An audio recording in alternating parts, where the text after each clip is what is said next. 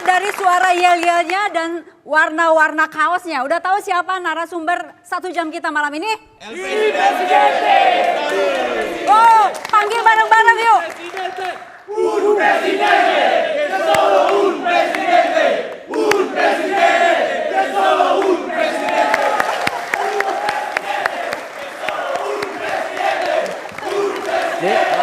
Apa kabar? Thank you. Udah. Silakan Pak Erik. Oh, ini rame banget demi menyambut Presiden Inter Milan. Wow.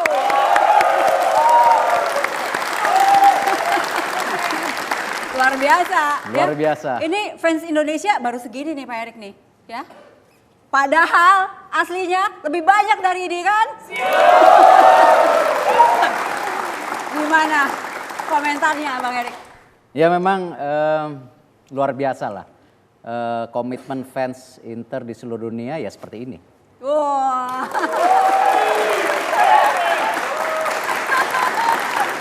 Tapi ini kita selama 1 jam akan mengupas perjalanan hidup seorang Erick Thohir. Apakah Anda siap?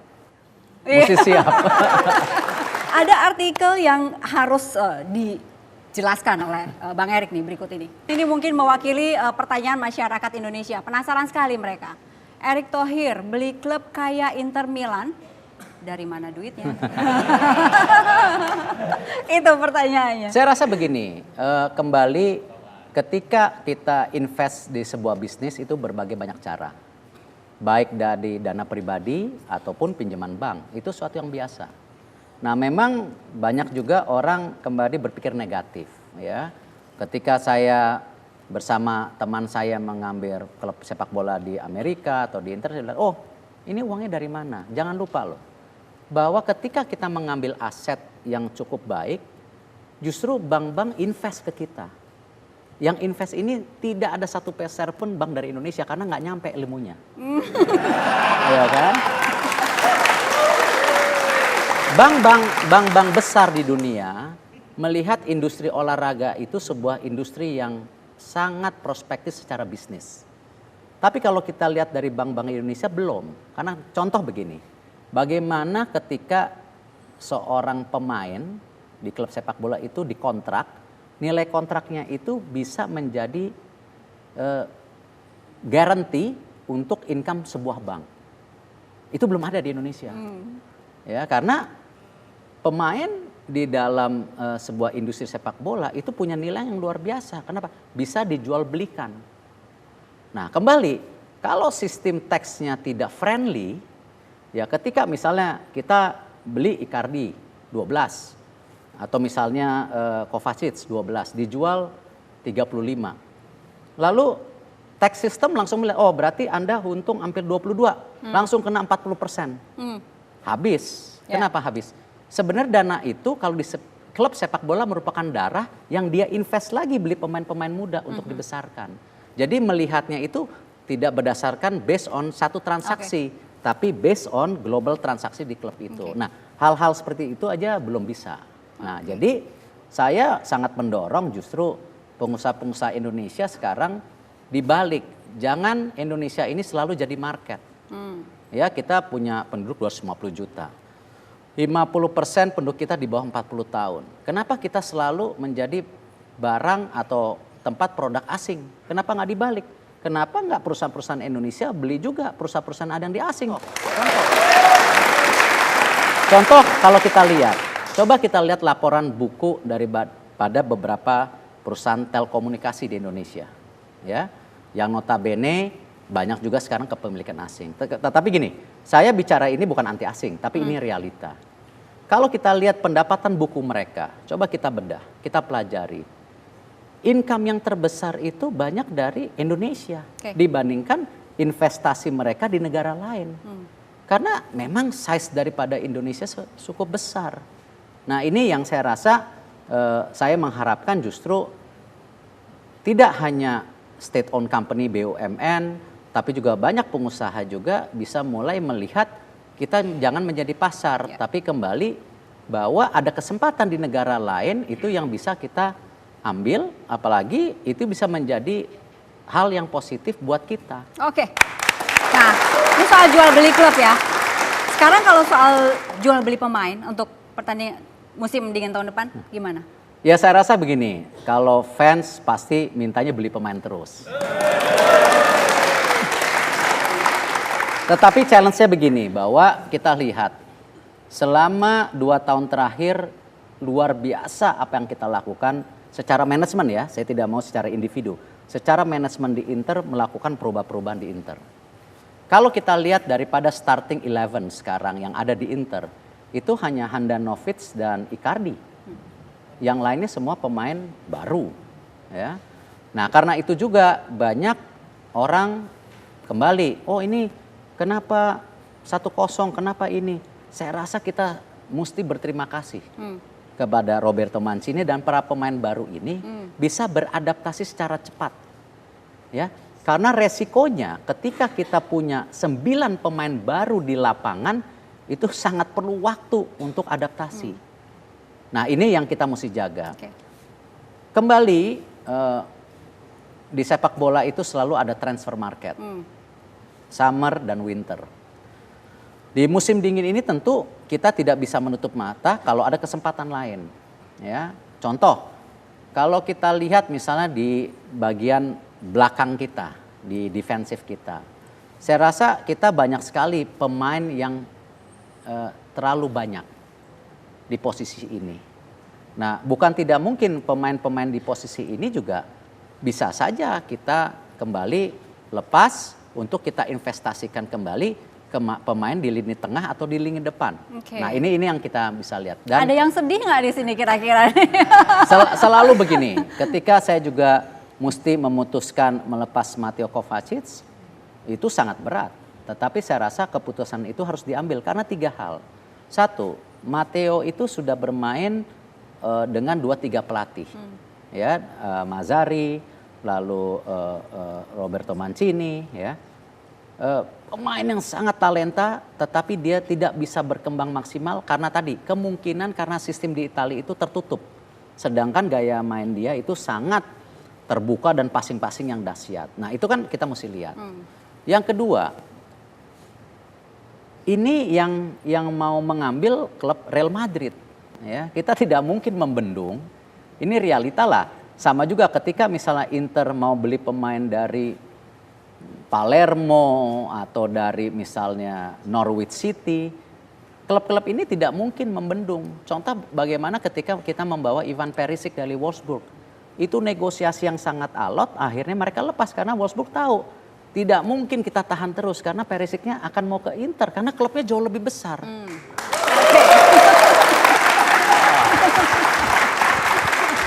Ini yang akan melengkapi cerita deh.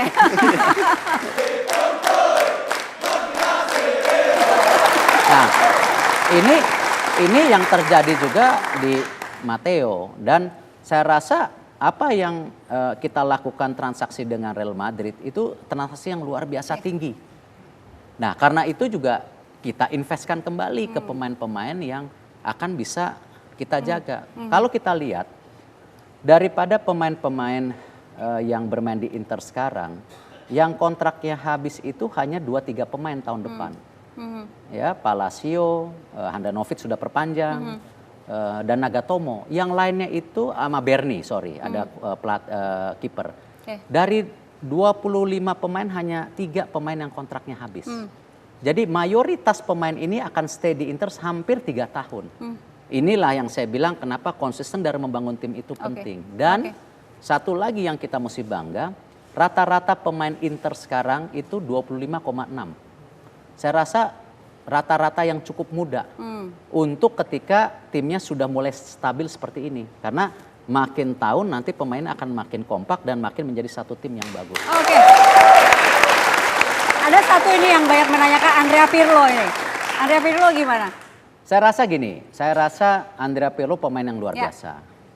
Tetapi kalau kita lihat formasi di tengah kita sendiri kan sudah ada Melo, Medel, Kondobia, ya kan. Dan ingat loh, kita ada pemain muda yang luar biasa, Brozovic, yang sekarang mulai banyak klub-klub mulai melirik, Ya, saya rasa ini yang kita mesti jaga. Guarin masih ada di situ. Oke. Ya. Lalu Nyokori masih ada di situ. Oke. Nah, saya rasa kesempatan pasti ada. Kita mungkin pasti akan pelajari. Tetapi yang terpenting kembali, kita mesti make sure pemain yang kita bawa itu yang terbaik buat Inter, bukan pemain yang saya suka. Oke. Sudah terjawab ya. Ya. Ya, Tadi karena kan kenapa? dikatakan- Kalau kita, tentu saya sebagai presiden hanya mengambil pemain yang saya suka, akhirnya belum tentu baik. Oke. Banyak yang dukung. Untuk membeli pemain saja alot begitu. Bagaimana ketika waktu itu untuk membeli Inter? Alot juga atau tidak? Kalau saya rasa kalau orang banyak kok bisa beli, semua yang ngatur di atas.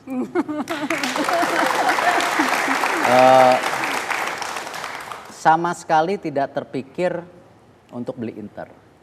Jadi gimana? Tidak terpikir tapi kok bisa beli? Jadi memang ketika saya sedang di luar negeri, kebetulan ada yang menghubungi saya bahwa ada seorang pemilik klub yang besar. Wah, Ini yang akan melengkapi cerita nih. Pak Rosan, Silakan. silakan sebelah sana. ini yang akan, temen yang nego nih. ini justru yang akan melengkapi cerita begitu ya. Waktu itu ketika ada teman yang menelpon, terus kemudian bisa langsung dipersingkat. Iya, saya rasa Rosan juga tahu kenapa. Memang kita tidak ada planning. Cuman waktu itu bilang ada klub yang pemiliknya mencari partner. Lalu dalam proses itu kita sendiri tidak dikasih tahu klub apa, sama sekali. Pokoknya ada klub luar Saya negeri bilang gitu. nggak mau juga kalau begitu. Lalu saya bilang, oke, kalau memang di Itali kita tertarik karena saya rasa di Inggris dan Spanyol saya rasa sudah didominasi ya. Kalau di Spanyol itu sudah ada Real Madrid, ada Barcelona, Ya. sulit lah. Oke. Lalu di Inggris itu sudah ada 5-6 besar klub yang sangat konsisten. Liverpool, Manchester United. Nah kembali kan kalau saya dan Rosan mau bawa perubahan, tentu yang dibawa agak naik gitu. Nah. Ya kan, kalau nggak begitu ya apa value-nya kita. Iya. Nah dari situ rupanya setelah kita tanda tangan paper, dikasih lihat bahwa ini. Oke. Nah, Oke. lalu Terus? ya kita bicara ini ada begini, kaget-kaget kita karena kebetulan memang saya fansnya Inter, Rosan juga fansnya Inter. Bang Rosan, Pak, bagaimana waktu itu Bang Erik mengatakan ada yang mau dijual gitu? Itu memang sudah awang-awang hanya obrolan biasa di antara para pebisnis atau memang sudah diincar Inter ini? Kalau diincar mungkin nggak pernah Mana terlintas berani. ya. Jadi waktu itu saya ditelepon sama Erik, San makan yuk di restoran Itali. Ya ayolah gitu kan. Saya juga belum dikasih tahu. Iya. Pas makan ngobrol baru dia bilang, San ya itu ini ada klub mau dijual.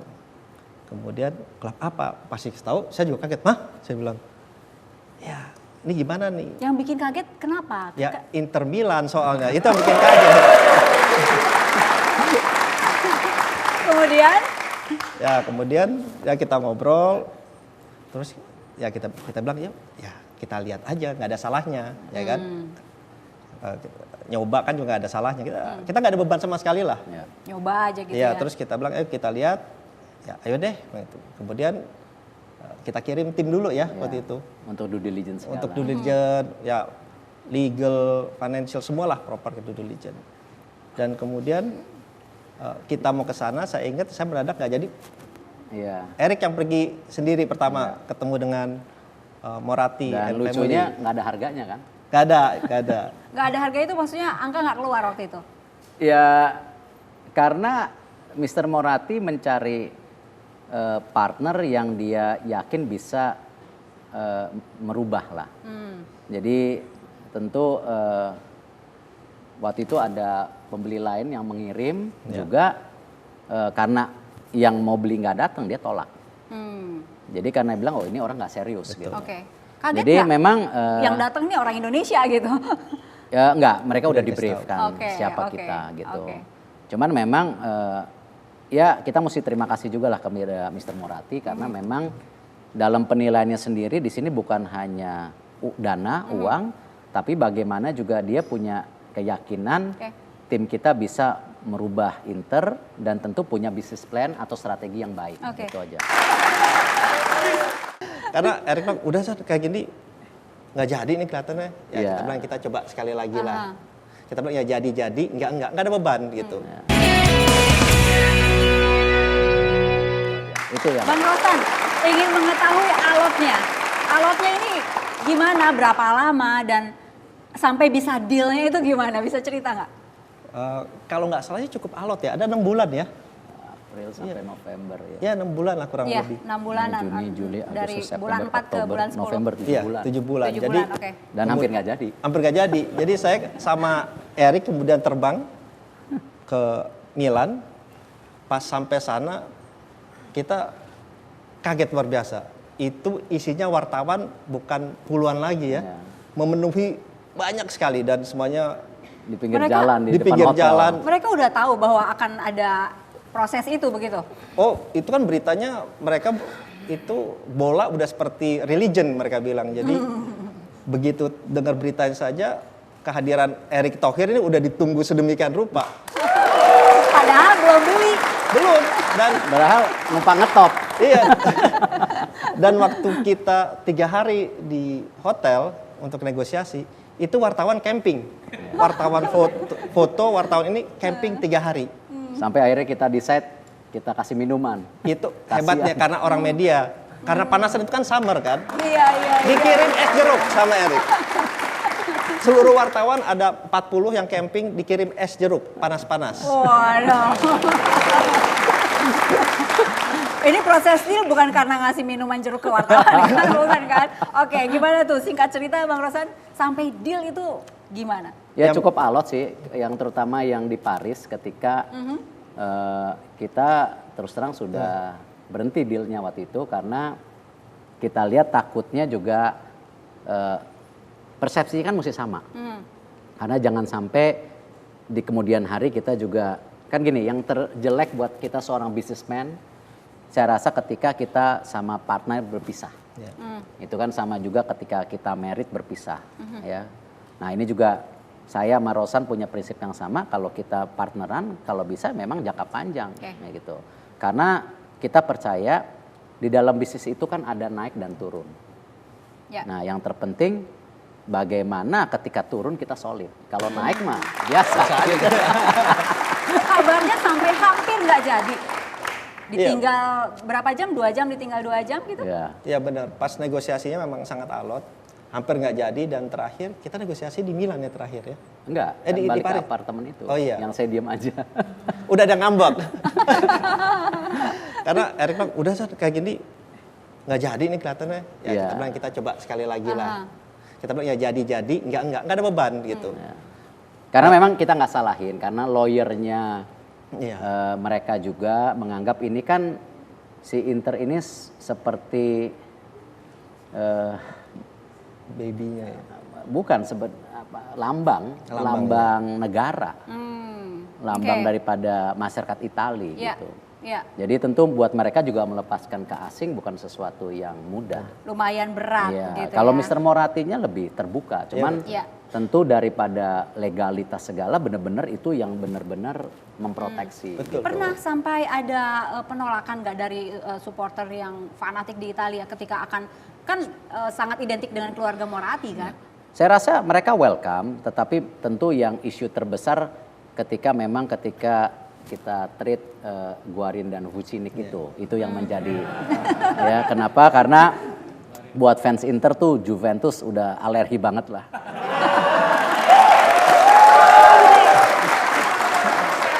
Ya, karena memang persaingan Inter dan Juventus itu dari tahun 60.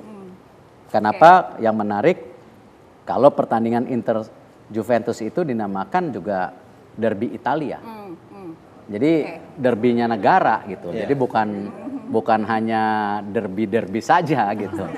Nah, ini yang saya rasa memang pada saat itu ya memang fans pada datang ke kantor untuk mencegah deal itu. Tetapi tentu kembali kita di manajemen sama-sama memutuskan deal itu bukan karena itu. Tapi memang setelah kita pelajari trade Guarin dan Vucinic itu bukan trade yang baik. Kenapa? Karena Guarin lebih muda, Vucinic juga lebih tua, dan saya lihat kebutuhan tim pada saat itu kita masih memilih. Nah, tetapi memang kedepannya sendiri kita bukan berarti sama Juventus musuhan seperti itu, tapi tentu masing-masing klub mesti respect karena memang suka nggak suka kan selalu emang Inter juara kok ya 5 kali. Gitu. Ya. Pertanyaannya yang ke supporter. Ya, ini saya rasa yang selalu menjadi isu ketika tadi kan ada bintang-bintang masih diakuin di sisi lain. Padahal yang juara Inter waktu tahun itu. Nah itu aja. Bang Rosan ini kan bisa dibilang sekarang kongsian lah begitu sama Bang Erik kan untuk di Inter ini. Kedepannya ada rencana apa dan harapan apa? Ya tentunya harapannya ya juara. Tapi perlu ada saya sampaikan di sini satu hal. Pas baru diambil alih oleh Erik. Erik bilang, saya rasa saya ingat pidatonya Erik ke depan ini bahwa kasih saya waktu selama 3 tahun, saya akan bawa Inter Milan kembali ke Championship. Kalau tidak, saya masih ingat. Dan saya ingat sekarang 3 tahun tepat apa yang disampaikan oleh Erik itu insya Allah terwujud. Nah itu sebagai partner agak deg-degan Bang. Waduh 3 tahun gitu. Deg-degan terus kalau sama Erik gitu. Tapi kita alhamdulillah dengan Erik ini kalau mimpin memang nggak ada duanya menurut saya. Very determined dan very detail in operation, very detail, very hands on dan quick learner. Very quick learner. Tapi kembali sukses seorang Erick Thohir nggak mungkin juga kalau nggak ada partner-partner. Iya. Bang Rosan terima kasih, kami kembali saat lagi. Yeay. Dia ngambil kamera, goyang gini. Nah saya bilang sama chefnya, chef kalau gitu baju Inter mesti di sini. Kasih bajunya, minggu depan dipasang.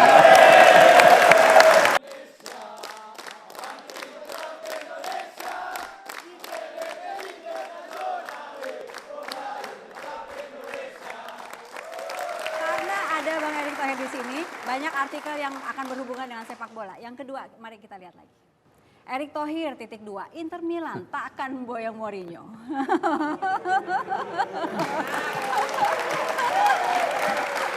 Kenapa Ini soalnya buat fans Inter, Mourinho ini salah satunya the one katanya.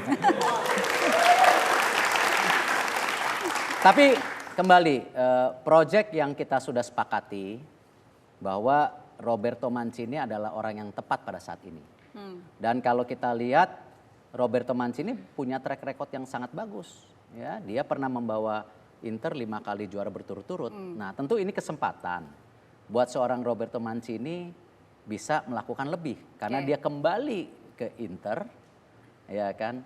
Tidak hanya dia punya target-target pribadi, tentu kita juga di manajemen Inter punya target supaya kita kembali ke Champions League. Nah bukan tidak mungkin, inilah mimpi-mimpi dia yang akan datang, siapa tahu dia bisa dengan kontribusinya membawa Inter juga juara buat Champions League. Wah. Jadi nggak apa-apa nih, Mourinho nggak masuk ke Inter Milan lagi. Kayaknya udah rela nih, kalau tepuk tangannya udah kenceng begini. Oke. Karena itu kan semua orang punya misi, semua orang punya jalan. Dan saya rasa Roberto Mancini pilihan yang terbaik pada saat ini. Dan dia komit dalam membangun Inter dengan kontraknya selama 2-3 tahun ke depan. Dan saya rasa hasilnya pada hari ini luar biasa. Ya, kita terus berkutik di ranking 1 dan 2 dan memang targetnya ke Champions League. Oke, targetnya ke Champions. Sekarang Mancini kan sudah sempat membawa ke level peringkat kedua ya. Nah, akan membawa juga nanti ke peringkat pertama? Saya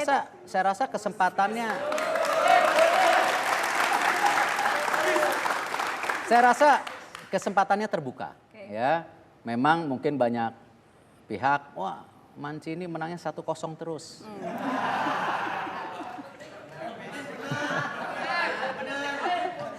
Tapi itulah sepak bola. Ya, kadang-kadang kita bermain cantik kalah. Tapi kita bermain baik, ya tidak cantik, kita menang. Tapi hasilnya yang penting. ya. Oke. Dan saya rasa di sepak bola Italia adalah suatu liga yang sangat berat. Walaupun dibandingkan Liga Inggris, Liga Italia itu lebih berat. Karena kenapa? Kalau kita lihat semua pelatih-pelatih Italia atau klub-klub di Italia itu semua bermain untuk menang. Dan mereka melakukan segala cara untuk ambil poin. Ya. Entah dengan defensive sistemnya, dengan permainan tertutupnya, itu dilakukan. Ya, beda dengan tentu liga-liga seperti Liga Inggris atau Liga Spanyol yang bermain cukup terbuka. Oke. Makanya kalau kita lihat banyak sekali tentu pemain-pemain yang bertalenta di Italia itu tidak cukup. Oke. Dia mesti punya tidak hanya talenta, tapi juga fisik, tapi juga mental yang kuat. Oke. Nah, kita bisa lihat juga banyak sekali bintang-bintang dari Liga Italia ketika dia pindah ke beberapa mancanegara, dia menjadi salah satu pemain yang sangat baik. Itu karena memang tadi dia mesti menjadi komplit pemain, Oke. tidak Oke. hanya talenta. Jadi sepakat ya, harus jadi nomor 1 begitu? Ya, ya. Ada gambar ya, gambar ini Bang Erik harus cerita, ada cerita apa di balik gambar ini Wah. ya. Gambarnya ada di situ. Petugas kasir. Ada apa dengan petugas kasir? Ada apa dengan petugas kasir? Tenang Bu, tenang Bu. Bukan itu. Yang pasti saya nggak pernah ada apa-apa sama dia. Bukan petugas kasir yang ini, tetapi katanya ketika Bang Erik ini rencana mau beli souvenir, nggak boleh bayar. Oh, Beneran? iya. Ya saya rasa, Ditolak bayar. iya memang di Italia luar biasa ya bahwa mereka itu ya sepak bola memang sangat menjiwai itu dengan passion. Tadi gitu, dibilang ya. oleh Bang Rosan seperti religion begitu. Iya, dan itu juga yang menarik fansnya Inter dengan fans klub lain bedanya itu karena mereka sangat menjiwai. Dan ini mereka selalu banyak, misalnya kalau secara teman-teman bilang fansnya Inter itu klubnya naik turun mereka tetap loyal. Oke. Urusannya sama kasir apa? Nah, saya rasa kembali di Milan itu banyak sekali fans-fans Inter. Oke. Dan apresiasi mereka terhadap saya luar biasa. Jadi misalnya contoh ketika saya di restoran itu ya luar biasa. Apa tuh gambaran luar biasanya tuh? Ya memang servisnya ya luar biasa gitu. Ya, Maksudnya gimana? iya maksudnya gini loh. Bagaimana contoh misalnya ketika saya sedang makan Di di toko sebuah, souvenir tadi lah. misalnya ada depan kasir contoh kan? yang lucu deh. Misalnya ada di ya tentu kayak tadi ketika saya mau bayar dia oh jangan ini udahlah ini ininya saya buat Anda gitu. Sedangkan ya, apa orang mau bayar gitu. Nah, ini yang saya rasa contoh juga misalnya ada cerita lucu. Saya makan di sebuah restoran di Italia. Begitu saya masuk ada bajunya AC Milan. Ada bajunya dengan tanda tangan Ibra gitu. Saya ngeliat, udah. Nah, cara masuk nih, ya nggak? Nah, lalu ya terus si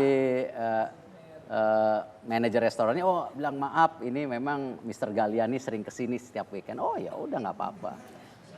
Saya bilang nanti kita rubuhkan nih jadi Inter. Nah, in short story, kalau di restoran itu kan chef yang paling penting. Nah, saya lagi makan, lalu manajer bilang chefnya mau keluar. Ya, dan itu luar biasa. Saya nggak ini ya, nggak ada maksud apa-apa. Dia keluar gemeter. Maksud, oh presiden thank you gitu. Sampai dia ngambil kamera, goyang gini. Nah saya bilang, langsung saya bilang sama chefnya, chef kalau gitu baju Inter mesti di sini. Kasih bajunya, minggu depan dipasang. Terus yang itu turun. Dan ada buktinya kok di sana, emang langsung dipasang. Di sana luar biasa, di sana memang bangsanya ramah, bangsanya seperti bangsa Indonesia juga. Oke. Ya, sangat kreatif, sangat punya imajinasi, sangat ramah. Cuman memang sama lah, Italia sama Indonesia manajemennya problem. Itu nanti dulu deh. Yel mana? Yang singkat aja, ada yel lagi nih untuk menyemangati.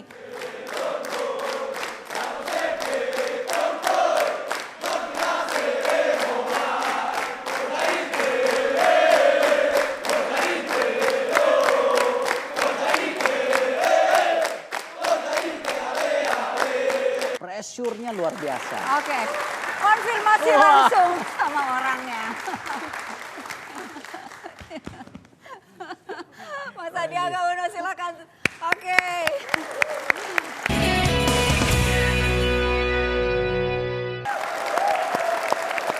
Masih mau dilanjutkan kan? Oke. Saya Wah. bacakan ada artikel nih. Mau uang, koma, Sandiaga Uno .2. Ikuti saja Erick Thohir dimanapun. Ya kembali gini, kan tadi Apapun yang disentuh oleh Pak Erick Thohir ini jadi uang katanya. ya gini, kan terima kasih juga kepada semua yang mendukung. Kepada teman-teman bisnis ya. Terima kasih karena memang kembali ketika kita melakukan suatu usaha itu kan kepercayaan. Sama lah ketika saya di Inter ini sebuah kepercayaan yang tidak terhingga. Ya, luar biasa gitu. Pressure-nya luar biasa. Jadi jangan ngelihat karena gemeter dia mau fotonya. Tapi pressure-nya luar biasa. Oke, konfirmasi langsung sama orangnya. Mas Sandiaga Uno silakan. Oke. Pernah mengatakan itu betul? Betul banget. Betul banget. Gimana? Emang betul ya? Alasannya apa Anda mengatakan begitu di media? Ya saya kenal Mas Erick ini udah cukup lama ya dan dia tuh mungkin sebagai klasifikasi sebagai seorang winner itu kelihatan dari kecil ya. Walaupun ya ini tubuhnya kan bukan tubuh pemain basket ya. Tapi kita sama-sama main basket gitu. Oke, pemain basket dari usia Dari bareng-bareng? Tunas, dari zamannya masih SD. Ya, SD. Oke. SD dan beliau main di Erick main di Indonesia Muda dan walaupun tubuhnya nggak mendukung gitu tapi larinya apa kecil-kecil lincah banget gitu loh. Terus banyak masukin gitu.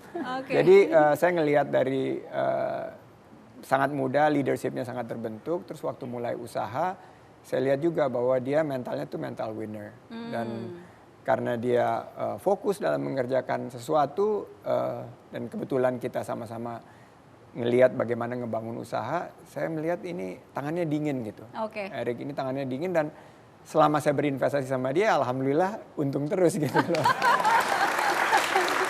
Jadi Bang Sandi ini kenal pertama karena ada main basket dari SD, kemudian SMP, SMA juga, terus sampai kemudian kuliah juga sampai ke luar negeri juga. Oh, kalau kuliah dia paling top. Top ya? Top. Ini mungkin kalau ada pemilihan mahasiswa yang paling populer di Amerika nih Erick yang menang. Populer. Emang kenapa? Nggak ada istrinya kan? Nggak ada istrinya Ada, kan? ada. juga. Tapi anggap nggak ada aja. Tapi ya dia sangat populer karena saya tinggal di bagian tengah di Amerika Midwest ya. Erick kan di West Coast. Tapi kita nama dia itu sampai mahasiswa yang di Midwest maupun di East Coast itu udah dengar sepak terjangnya dan terkenalnya paling dandy gitu loh. Oh. Kalau Padahal bodinya nggak dandy loh. Dulu tapi nggak selebar ini loh, dulu agak lebar katanya. Bukan saya yang ngomong. Tapi kalau digambarkan Dendi itu gimana tuh? Maksudnya dari atas sampai ke bawah tuh apa? Pakai sepatu boot, sepatu koboi atau? Oh, cowboy. nggak pakai sepatu koboi. Dandanannya seperti ini dan dia waktu sekolah juga dandanannya seperti ini gitu loh. Jadi memang ya menjadi sosok yang ya teman-teman gitu merasa terinspirasi lah lihat Erick. Oke, nih Bang Sandi ini kan juga pengusaha gitu ya. Pernah nggak kepikiran untuk bisnis juga di olahraga? Saya tuh Sudah. sudah. Tapi saya tuh nggak pernah tadinya ya nggak pernah percaya untuk investasi di sport karena tadinya sport itu biasanya berhubungan dengan ego seseorang. Jadi tapi pada ada satu kesempatan diajak invest nih sama Eric waktu itu. Tahun-tahun Ya sekitar 3-4 tahun yang lalu lah. Oke. 3-4 tahun yang lalu. Jadi udah bersiap-siap nih invest di sebuah klub bola basket ya. Klub bola basket dan pasti saya udah bilang karena kita sama-sama cinta bola basket ya udah siap lah hilang uang. Tapi saya ingat Eric nyampein, San, dia pegang tangan saya ini. Kan kalau ngomong gini dia pegang gitu. Dia pegang, San, kita nggak bakal hilang uangnya. Dalam hati saya insya Allah gitu loh. Tapi ngelihat daripada timnya udah paling bawah, terus udah gitu bagaimana mau untung karena kan pasti belanja pemain dan lain-lain. Tapi ternyata setelah 2 tahun emang tangannya dingin. Nggak tahu diapain, tiba-tiba masuk playoff timnya. Terus Itu klub NBA 76ers. Oke. tiba-tiba masuk playoff, nilainya bertambah dan sekitar 2 tahun atau 3 tahun setelah itu kabarin dia. Ini kayaknya kita waktunya udah harus lepas investasi kita karena sudah untung. Itu saya bingung sekali gitu loh. Bahwa sebuah investasi yang biasanya susah di bidang olahraga di tangan Eric, sesuatu yang sulit bisa menjadi emas. Wow, asalnya paling bawah sekarang udah untung begitu ya. Iya. Itu 2011 kurang lebih ya. Ya 2011 ya, Rick ya. Ingin tahu sekarang kondisi klubnya 2015 gimana? Udah kita nggak tahu lagi karena Jelek banget sekarang. setelah Eric lepas jatuh lagi. Serius. Jadi akhirnya udah dilepas ya udah. Ya gitu. kembali gini, saya rasa di bisnis media olahraga ada kemiripan. Bahwa itu kan berdasarkan sumber daya manusia yang luar biasa. Jadi dalam kita memimpin suatu perusahaan media ataupun olahraga sama. Kita itu mesti dekat dengan tim kita. Ya, karena yang kita manage ini bukan robot. Masalahnya tadi artis ataupun seniman dan lain-lain. Dan penting sekali ketika mereka percaya sama kita itu penting. Dan kita pun tidak boleh menyiapkan kepercayaan mereka ini dengan hanya ya tadi tanpa komitmen, baik juga tanpa transparan yang jelas. Karena mereka ini orang-orang pintar semua. Ya, dan saya rasa itu yang juga prinsip buat saya dalam menjalankan sebuah bisnis ini juga karena belajar dari Sandi, dari Rosan bahwa penting sekali bahwa dalam kita menjalankan bisnis itu kan jangan dilihat kita hanya sebagai owner, tapi kita punya stakeholder. Stakeholder itu siapa? Salah satunya pegawai.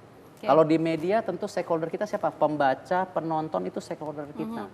Yang dimana mereka juga punya penilaian. Ketika kita juga dalam pemberitaan, dalam melakukan suatu hal yang tidak transparan, tentu mereka juga akan melihat bahwa kembali kan yang namanya bisnis media kan mesti balance and checks and balance.